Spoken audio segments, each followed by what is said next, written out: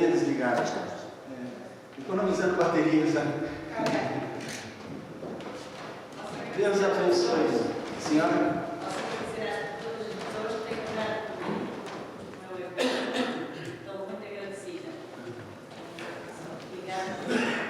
A senhora não precisa agradecer, nosso dever é orar pelos outros.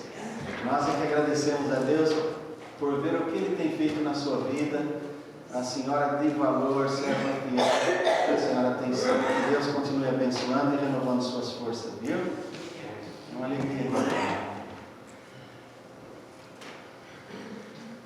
A pastora Arminda sempre bem acompanhada. A dona Elvira tem uma filha, né, pastora Arminda? Prazer em conhecê-la, Lídia. Escutei uma Manuel falando seu nome, é uma alegria tê-la conosco. Que Deus abençoe sua preciosa vida, viu? Nós vamos continuar o nosso estudo em Marcos. Nós estamos agora no capítulo 10, versículo 17 ao versículo 31. E vamos parar para meditar um pouco no encontro do jovem rico com Jesus. Nós vimos na semana passada sobre Jesus abençoando os meninos, as crianças, Jesus e as crianças. E se nós olharmos desde o começo do capítulo 10, nós vemos que parece que aqui tudo trata sobre a família. Quando na primeira parte do capítulo vieram os fariseus, os escribas falar com Jesus, os líderes religiosos, sobre o divórcio, problema de casal. Depois vêm as crianças. E agora vem um jovem. Então parece que tudo gira em torno da família. E nós vemos aqui como é importante a presença do Senhor Jesus em nossa vida em particular e na vida da família. O texto bíblico nós vamos ler Marcos 10, de 17 a 22, onde diz: E pondo-se a caminho, correu para ele um homem, o qual se ajoelhou diante dele e lhe perguntou: Bom mestre, que farei para herdar a vida eterna? E Jesus lhe disse: Por que me chamas bom? Ninguém há bom senão um que é Deus. Tu sabes os mandamentos: não adulterarás, não matarás, não furtarás, não dirás falsos testemunhos, não defraudarás alguém, honra teu pai e a tua mãe.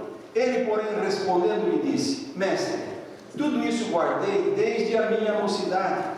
E Jesus, olhando para ele, o amou e lhe disse: Falta-te uma coisa.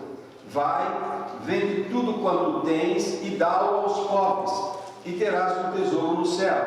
E vem, segue-me. Mas ele, pesaroso desta palavra, retirou-se triste, porque possuía muitas propriedades. Pai querido, tendo lido a Bíblia, a tua santa palavra, inspirada pelo teu Espírito Santo, a nossa súplica ardente é que o teu Espírito Santo, tão somente o teu Espírito Santo, fale ao nosso coração, para que possamos ouvir a tua voz, não de homem, e sair daqui edificados no conhecimento e no temor do Senhor, para que possamos viver uma vida conforme a tua vontade. Abençoe esta igreja, abençoe os irmãos que aqui estão, visita aqueles que não puderam vir, e acrescenta a esta igreja, Senhor, aqueles que se hão de salvar, e crentes comprometidos com a palavra, que se juntem a nós para proclamar o teu Evangelho. É no nome de Jesus que suplicamos e desde já agradecemos, Senhor. Amém. O encontro deste jovem com Jesus merece a nossa atenção. Está registrado nos 3 evangelhos. Se nós vamos ao evangelho de Marcos, aqui onde vimos no versículo 17, diz que era um homem. Se vamos a Mateus 19, 16, diz que era um jovem. Se vamos a Lucas 18, 18, diz que era um príncipe. Então nós vemos que este homem era jovem e era um príncipe. Era uma pessoa de muito destaque, uma pessoa de muita importância, uma pessoa que quando chegava as pessoas geralmente colocavam os olhos nele, assim como acontece em todo lugar quando chega alguém de destaque. E esse jovem, diz os 3 evangelistas, eles dizem que possuía muitas propriedades. Mateus 19, 22 diz: ele possuía muitas propriedades. Marcos 10, 22, onde lemos, diz: ele possuía muitas propriedades. Lucas, o médico, em Lucas 18, 23 diz, ele era rico. Então era um homem abastado. E nos relatos bíblicos diz que este jovem foi ter com Jesus, não porque tinha alguma necessidade, o seu dinheiro podia comprar tudo, ele não precisava de cura de alguma enfermidade, ele não foi clamar por um filho que estivesse enfermo, como muitos faziam, mas ele foi à busca de Jesus porque a sua alma clamava por salvação. Veja o diálogo dele com Jesus, a sua palavra, a sua alma estava aflita, ele era muito rico, mas a sua riqueza não podia comprar aquilo que a sua alma anelava, aquilo que a sua alma desejava, aquilo que a sua alma pedia, que era a salvação. Então, eu imagino a cena, ao ver Jesus pôr as crianças no colo, e abençoar as crianças, e se você ver os 3 evangelhos, nos 3 evangelhos, o relato é seguido, todos esses relatos, tanto do divórcio, como de abençoar as crianças, como do jovem rico, é na mesma sequência. Então tudo indica que este jovem estava ali vendo tudo, e vendo Jesus abençoar as crianças, e dizer que delas era o reino dos céus, e Jesus, diz o texto, já caminhava, já se preparava para sair, a Bíblia diz que ele correu até Jesus, ele correu até Jesus, porque certamente ele creu no que ele viu, e ele desejou imediatamente ter parte no reino de Deus também, porque eu imagino, se você vê as qualidades que esse jovem tinha, ele era um homem que guardava a lei de Deus, e certamente ele ia esperar Jesus dizer, bem, você não precisa mais nada, que se as crianças nada fizeram, e eu já disse que delas é o reino dos céus, você se encaixa perfeitamente. Imagine a cena, o jovem não era qualquer um, como disse, era um príncipe, uma pessoa de destaque, havia uma multidão, e ele sai correndo, aos olhos de todos. Se a sua fineza, a sua vestimenta já chamava atenção, a sua atitude agora muito mais.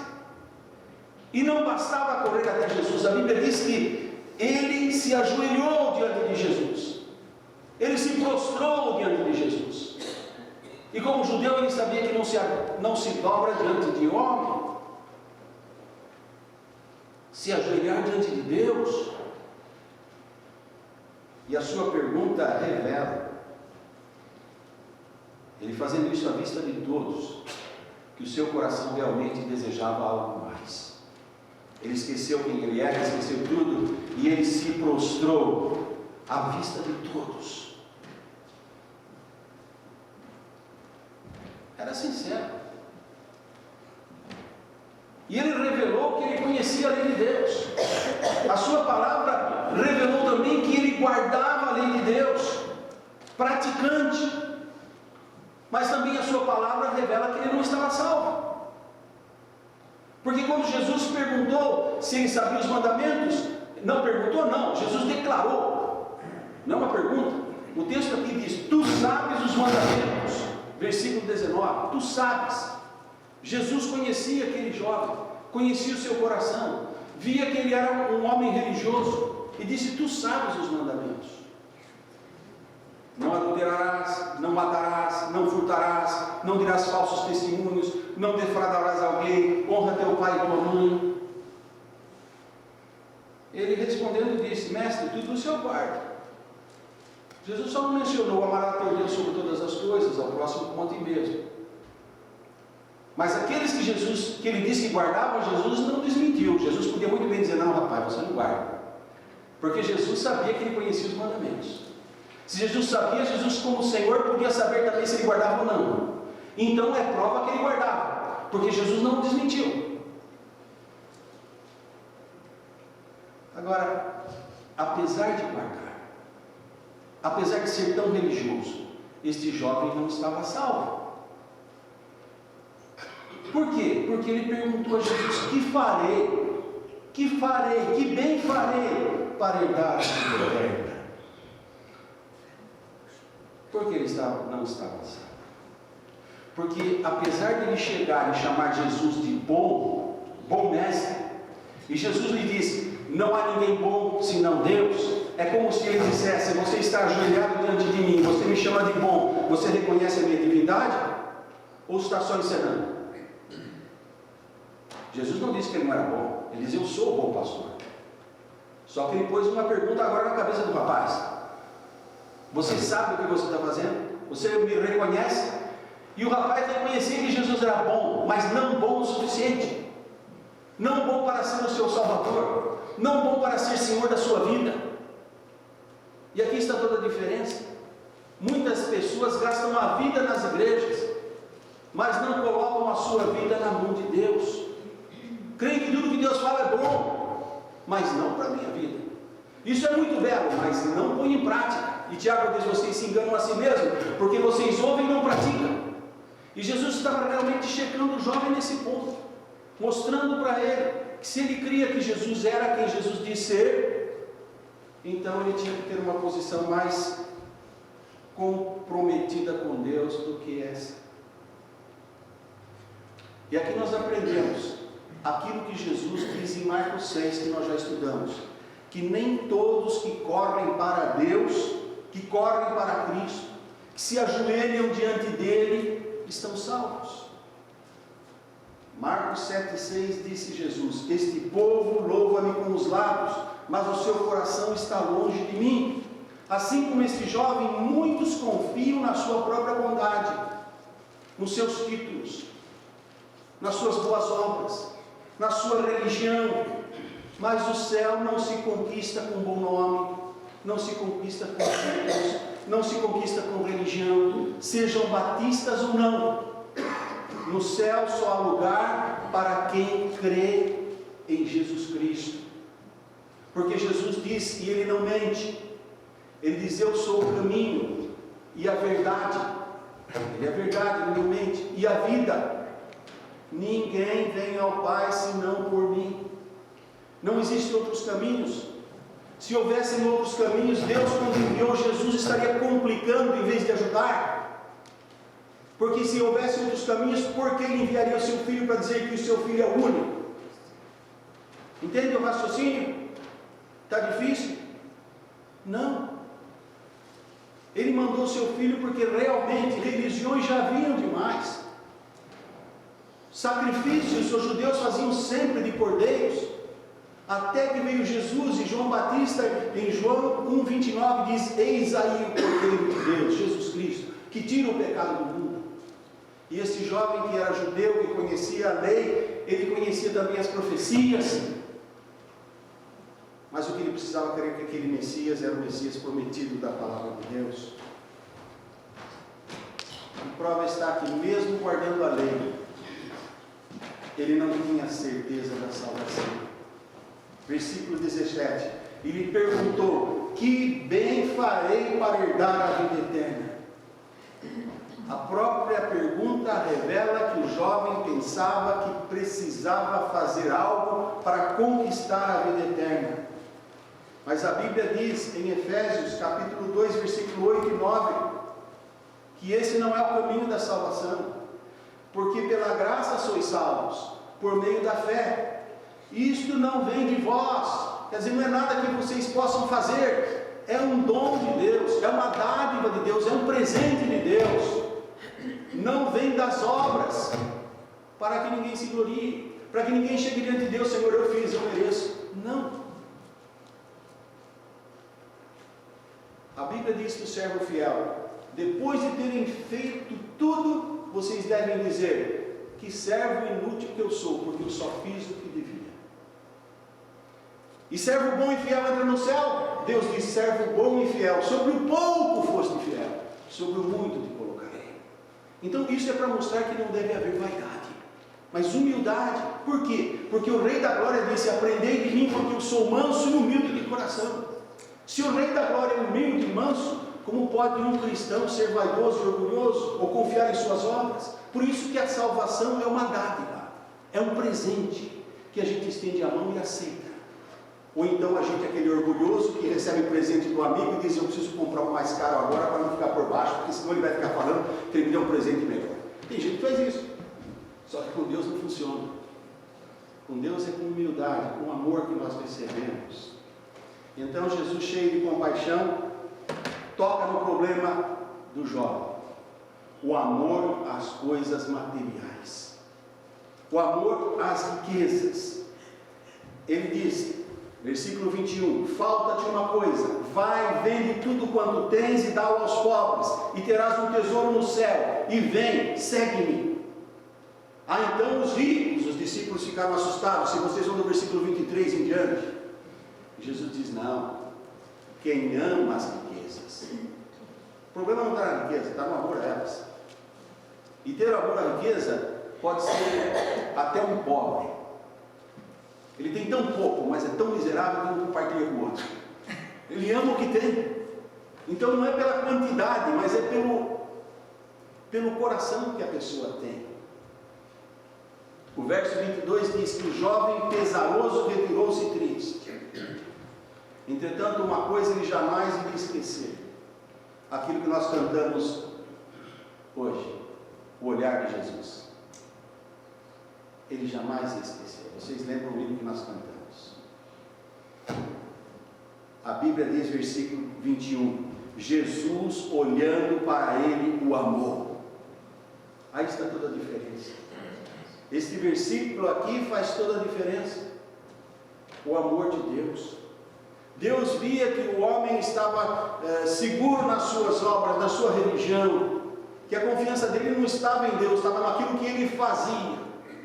Mas mesmo assim Jesus o amou. Jesus não apontou o dedo, criticou, falou, por causa disso que você vai para o inferno, porque vocês religiosos continuam achando que é a sua religião que te salva. Não! Jesus o amou, Jesus teve compaixão, viu que estava enganado, e que ele precisava conhecer a verdade. E é assim que nós temos que compartilhar o Evangelho. A Bíblia é chamada espada, mas no sentido que é para nos defendermos dos ataques de Satanás, não é para cutucar os outros. E às vezes eu já vi gente que usa a Bíblia como instrumento, em vez de ser bênção, de criar mais barreiras, porque usa como instrumento de disputa, para ver quem sabe mais, para ver quem está certo. E certo só um Deus. E a palavra, mas ela tem que ser apresentada com doçura, não como vinagre. Deve ser apresentada de maneira que a pessoa seja tocada pelo Espírito de Deus, e não pela minha eloquência ou pela sua. E aqui mostra Jesus esse exemplo. Ele disse coisa dura, vai, vende tudo quanto tem e dá aos pobres. Pensa bem, se ele falasse dar a um pobre, o homem ainda poderia se consolar bem, eu fiquei pobre, mas aquele pobre vai ficar rico, eu vou ver o resultado da minha fortuna na vida dele. Mas Jesus disse, dá aos pobres, quer dizer, espalha. E quando você espalha, você vê que o resultado é pequeno. Porque não dá para ninguém ficar rico, vai suprir a necessidade por um tempo. Então, por um tempo, ele vai mostrar que a sua riqueza se dilui. Você não tem como se envaidecer. Como contar, eu melhorei a vida de muita gente. Porque quando você dá, você fala, puxa, era tanto para mim, mas distribuindo desse jeito não vai resultar em muita coisa. E é isso que Deus quer mostrar, que a riqueza desse mundo é como ele disse, a ferrugem consome, os ladrões roubam, ela desaparece. Só uma riqueza que não desaparece é de Deus. E aqui o versículo faz a diferença. Quando nós vemos que Jesus mostrou amor para o jovem, e o jovem não mostrou amor para Jesus.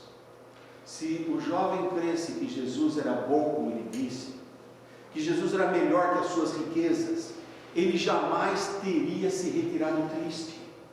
Ele estaria ainda mais entusiasmado do que quando correu para Jesus, do que quando se ajoelhou aos pés de Jesus. Entretanto, diz a Bíblia, retirou-se triste. E isso é o que acontece com qualquer pessoa que se afasta de Jesus. Pode ser um crente. Se ele se afasta de Deus por um tempo, o tempo que ele estiver afastado, ele vai ficar triste. Veja o Salmo 51. É o Salmo Davi, que escreveu salmos lindos como o Salmo 1, o Salmo 23, o Salmo 121, o Salmo 150. Mas no 51 ele diz, Senhor, torna a dar-me a alegria da tua salvação. Porque ele tinha se afastado, ele falou, contra ti somente pequei e fiz o que era mal aos teus olhos. Não te lembra dos pecados da minha mocidade. Senhor, não retira de mim o teu espírito. Senhor, volta a dar-me a alegria da tua salvação. Ele não diz eu perdi a salvação, ele diz eu perdi a alegria. Ele sabia que estava salvo, mas ele tinha perdido a comunhão com Deus. Então, todos que se afastam de Jesus, o resultado é tristeza. Porque se afasta da verdadeira riqueza para em busca da pobreza. Não importa quão rico a pessoa seja, só lhe restará tristeza. O jovem possuía tudo de bom: riqueza, prestígio, saúde, porque era um jovem forte, ele foi correndo até Jesus, ele estava em boa forma. Boa religião, era a religião dos judeus. Boas obras, boa intenção de ser salvo, mas lhe faltava o maior dos mandamentos: amarás o Senhor teu Deus sobre todas as coisas. Isso faltou para ele. Ele amava mais a riqueza do que a Deus, o Deus do qual ele se ajoelhou em frente. Isso nós precisamos parar e analisar e comparar a minha vida, a sua vida, com a desse jovem. Qual a minha riqueza? Qual a sua riqueza? O que impede você de fazer com esse desafio que Jesus lhe apresentou? Vem e segue-me. Não pensem aqui que Jesus está ensinando que os ricos devem dar tudo aos pobres. Não é isso. A Bíblia não está dizendo isso. Os maiores servos de Deus do Velho Testamento eram riquíssimos. Abraão era riquíssimo. Isaac, seu filho, era rico. Jacó foi para a casa do sogro e voltou rico demais. José do Egito era o único abaixo do faraó, era riquíssimo. Moisés era um príncipe do Egito. Jó era riquíssimo. E quando ele perdeu tudo, Deus lhe deu quadruplicado. Quer dizer, se a riqueza fosse problema, Deus não ia depois dar quadruplicado, 4 vezes mais. Davi era um rei muito rico. Salomão, seu filho, talvez o mais rico de todos, se fala até hoje nas minas do rei Salomão. E era servo de Deus. E Deus não falou para nenhum deles: vai dar tudo para os pobres. Não. Porque era Deus que os enriquecia. E no Novo Testamento, quando Jesus se encontrou com pessoas ricas, ele também não falou isso. Zaqueu era coletor de impostos, um funcionário da Receita Federal. Ele mesmo disse: olha, se eu peguei cobrado de alguém, eu devolvo. E ele quis dar aos pobres, mas não foi Jesus que mandou. Nicodemos, homem rico, Jesus não mandou ele vender tudo e dar aos pobres. Mateus, o evangelista, ele também era um funcionário da Receita, era rico. Jesus não mandou ele vender tudo e dar aos pobres, nem mandou qualquer outra pessoa fazer isso. Não há nada errado com a riqueza em si, desde que ela não nos impeça de ir a Deus, de amar o próximo. Porque, como disse, a riqueza nem sempre é o bem material. Às vezes um pobre é mais miserável do que um rico, porque a miséria que ele tem, ele ama tanto que ele não dá para ninguém. A avareza. O Novo Testamento menciona também outras pessoas ricas, e os apóstolos não as mandaram vender tudo. Vejam, Barnabé era rico. A Bíblia fala que ele tinha uma propriedade, e parte da sua propriedade ele entendeu para a igreja. Lídia, a Bíblia diz que era uma mulher rica. Áquila e Priscila eram ricos. Gaio era rico. Filemão era rico. Teófilo era rico. Lucas, quando escreve para falar excelentíssimo Teófilo. Pessoas ricas. E algumas delas usaram parte das suas riquezas pelo relato bíblico para servir a Deus. Mas a Bíblia nunca ensinou que para servir a Deus é preciso fazer voto de pobreza. O que não pode é ter amor às riquezas. E aqui nesse caso nós vemos que Deus trata cada pessoa conforme a sua situação, conforme a sua necessidade. O problema desse jovem era o amor às riquezas, quando ele devia amar a Deus, quando ele professou tanta adoração, mas quando Jesus, conhecendo seu coração, chegou até onde isso era verdade, ele mostrou que a sua adoração era só de palavras, porque o seu coração continuava preso àquilo que ele tinha. Ele não deixaria tudo para seguir Jesus. Mas, se ele guardasse o mandamento de amar a Deus sobre todas as coisas, e ao próximo como a si mesmo, jamais Jesus diria para ele: vai e vende tudo quanto tem. Porque os outros quadros que nós vimos na Bíblia, você tem alguns, você pode até encontrar outros ricos na Bíblia, que serviram a Deus. E a Bíblia não mandou deixar tudo. É que o problema dele era esse. E se fosse outro problema, Deus diria: deixa isso para me servir. É que o problema dele era a riqueza. Os discípulos não eram os pobres infelizes. Eles podiam ser ricos como esses homens. Mas Pedro, Tiago, João, André, eles tinham empresa da pesca. Pelo menos empresários eles eram, tinham sua empresa. O Lucas era um médico. Então, Mateus, como disse, era funcionário da Receita Federal. Então, nós vemos que o que nós precisamos é compreender o que deve vir primeiro. A verdadeira lição é que, para se ter a vida eterna, precisamos considerar o Senhor Jesus Cristo superior a tudo que temos e a todas as pessoas. Amarás o Senhor teu Deus sobre todas as coisas. Deus é o meu Criador, Ele é o meu Senhor. Um dia eu estarei diante dEle, só eu e Ele, e eu vou dar contas da minha vida a Ele. É colocar o que é espiritual em primeiro lugar. Se você vai a Mateus capítulo 6, versículo 33, a Bíblia diz: mas buscai em primeiro lugar o reino de Deus e a sua justiça, e todas as demais coisas serão acrescentadas. Versículo 21, disse Jesus: vem e segue-me, e terás um tesouro no céu. Vem e segue-me. Versículo 21. Mas o jovem recusou seguir Jesus. Não era só dar aos pobres, é seguir Jesus. Não é só guardar os mandamentos, é ter Jesus como Senhor. Não é só vir para a igreja batista, ouvir a Bíblia, cantar os hinos, dar oferta ou dar dízimo. Não, isso não salva. O que salva é entregar a sua vida a Jesus. É o seu relacionamento com Deus. É você confessar que é pecador e reconhecer que os seus pecados ofendem a Deus. E o salário, o preço do pecado é a condenação eterna. Mas Jesus pagou na cruz do Calvário o preço dos seus pecados. Ele derramou o seu sangue para que pelo seu sacrifício você tenha o perdão, eu tenho o perdão.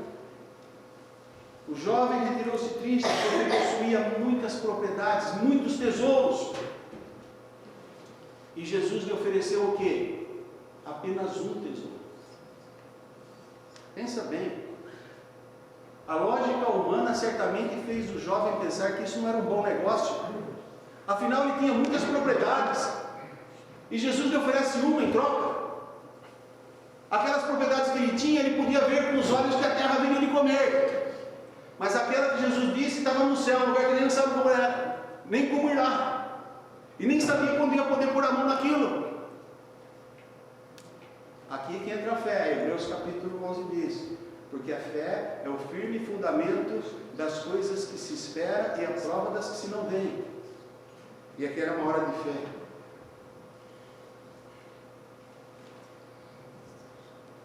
Esse é o raciocínio humano. Agora pare e pense: de que vale a vida sem Deus? O quadro imediato foi: o jovem retirou-se triste. E certamente a tristeza ia acompanhá-lo durante toda a sua vida, porque nunca esqueceram o olhar de amor de Jesus. Porque Marcos diz: Jesus olhando o amor. A Bíblia diz: ele saiu pesaroso por causa da palavra, porque mexeu no bolso. Mas o seu amor por Deus certamente foi balançado, porque ele pensou: como pôde Deus ainda me amar quando virei as costas para ele? E que vale a vida sem Deus? Você já viu algum túmulo escrito na lápide: aqui jaz um milionário e ele levou consigo todas as suas riquezas? Não, porque não tem como. Nunca nós chegamos ao mundo e assim nós vamos chegar na presença de Deus. Não dá para levar nada. Agora voltem ao começo do texto, no versículo 17. E compare com o versículo 22. Versículo 17, ele chegou correndo, todo entusiasmado e adorou. Versículo 22, retirou-se triste. Quando chegou à presença de Jesus, encheu o coração dele de alegria. Mas quando ele recusou-se a obedecer a Deus, ele saiu cabisbaixo. Já não saiu correndo. Retirou-se triste. E eu imagino todos que olharam e viram. Porque tristeza é o que resta para quem se afasta de Cristo. Sua busca de Deus era aparente, era fogo de palha, queima, incendia rápido, mas assim como incendia rápido, apaga rápido também. E assim é a vida dos que amam o mundo e não amam a Deus.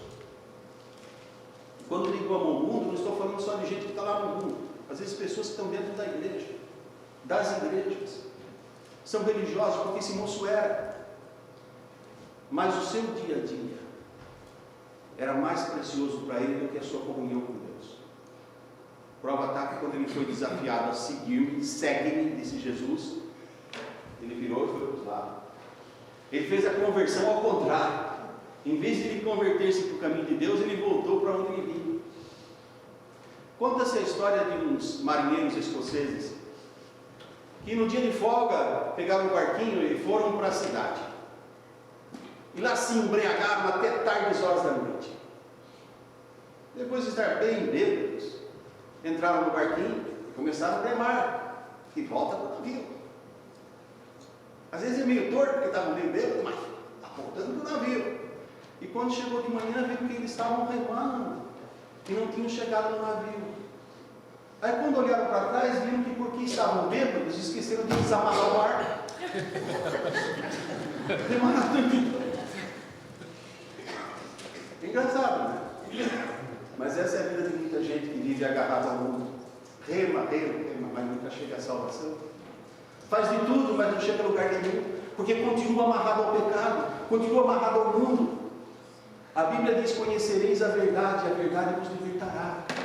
A Bíblia diz: se o Filho de Deus vos libertar, verdadeiramente sereis livres. Mas enquanto continua amarrado a essas coisas, por mais que se esforcem, as pessoas não chegarão ao céu, à salvação, à comunhão com Deus.